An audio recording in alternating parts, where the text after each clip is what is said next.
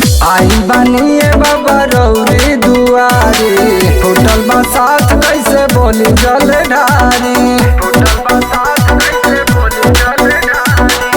आई बनिए बाबा रौरी दुआरी फुटल बसात कैसे बोली जल ढारी।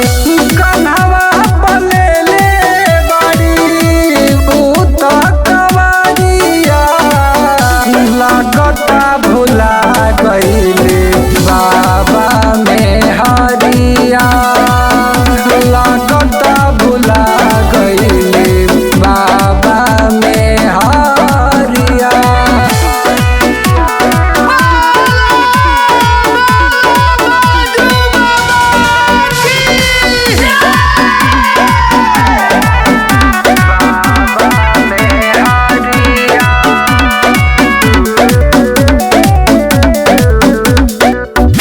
दूनो परानी आईने दर पे जाल देवे छूटल बसात गर्भवती गईली लेवे।